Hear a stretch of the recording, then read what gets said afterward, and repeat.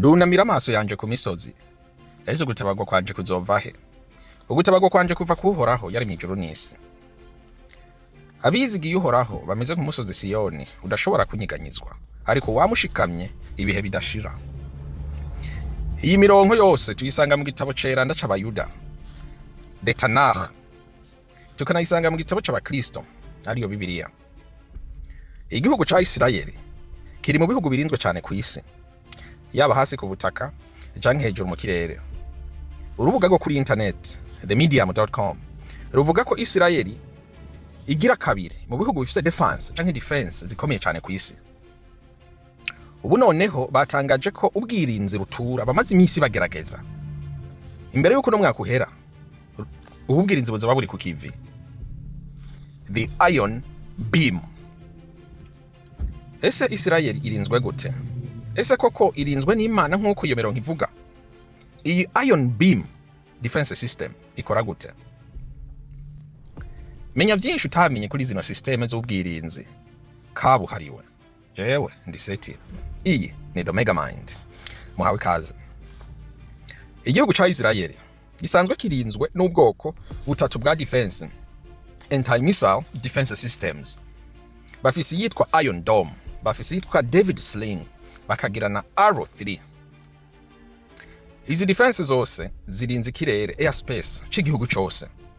Gusa zigenda zifise intege nkenke, loophole hamwe na hamwe. Iron Dome defense system yifashishwa iyo bateye, ni kuvuga basi ba Isreal bateye nka misile igendera hasi yitazanure ry'ijuru, earth atmosphere, nko munsi y'ibirometero 5 uduga uja hejuru, nka za cruise missile zigendera hasi itazanure ry'ijuru, atmosphere. Bavuga ko iyo defense system nka Iron Dome irungitse igisasu kugira counter attack canke interception, batakaza hejuru y'ibihumbi ijana vy'amadolari. Ni kuvuga igisasu kimwe gusa ca Iron Dome kigura ibihumbi ijana vy'idolari. Defense system igira kabiri, David Sling defense system, yifashishwa iyo bateye igisasu kigendera kure hejuru ya atmosphere canke muri atmosphere, ni kuvuga kitarenga atmosphere canke kigendera hagati muri atmosphere. Aha baca barungika igisasu ca David Sling kigira interception, kikagendera muri atmosphere, kikakirondera ico kindi gisasu kikakibomorera hiyo hejuru mu kirere muri atmosphere. Ngiyo barungitse kino gisasu kugira counter attack, iki gisasu ca David Sling batakaza hejuru y'imiliyoni y'amadolari kubera igisasu kimwe gusa ca counter attack ca David Sling kigura miliyoni, hejuru y'imiliyoni y'amadolari. Defense ya kabiri, Arrow 3 defense system, bagize upgrade ya Arrow 1 na Arrow 2, ubu bafise Arrow 3. Iyi gifashishwa iyo bateye igisasu ca rutura nka ballistic missile canke hypersonic missile, hakimwe Iran yarungitse ubuheza the Fatah, canke iyo barungitse intercontinental ballistic missile ICBM. Aha baca barungika igisasu ca Arrow 3 kugira interception. Igisasu kimwe gusa cha Arrow 3 c'iyi defense system Arrow 3 ikigugwa hejuru y'imiliyoni 3 z'amadolari. Ni kuvuga Isreal igihugu cose ikirere cabo kirarinzwe, gifite ikintu kiri nk'umutaka mugabo ni imitaka itatu.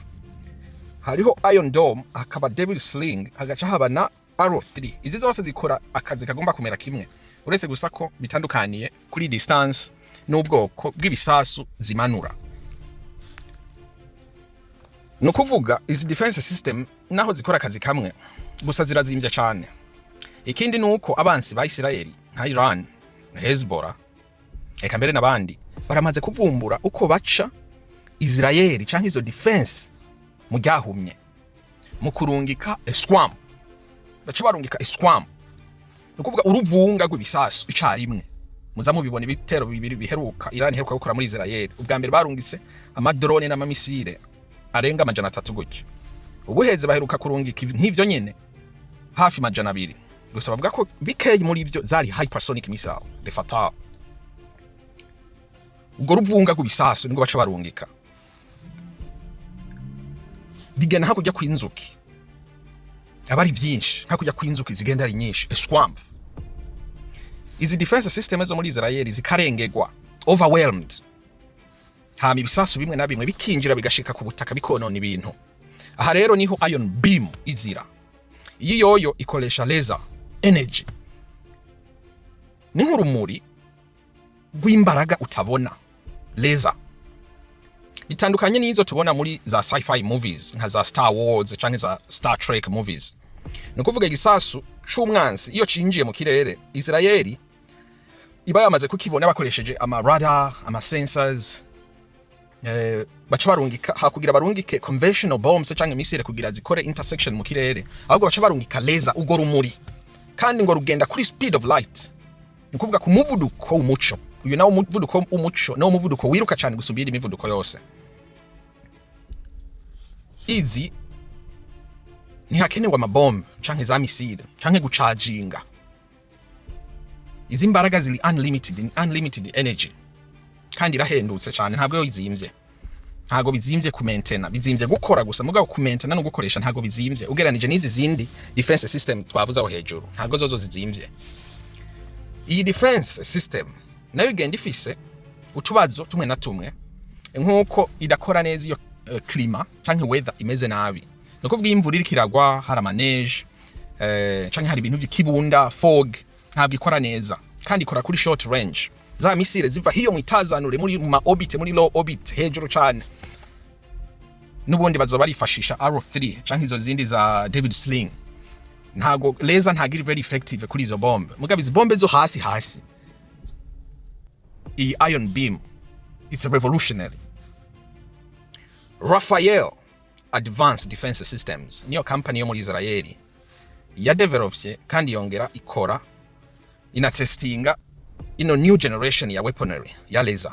Ikabivuga ko imbere yuko umwaka uhera izo biri mu kazi deployable, bazoba bayestaye mu gihugu cyose cyo muri Israel, kizoba kirinzwe na laser.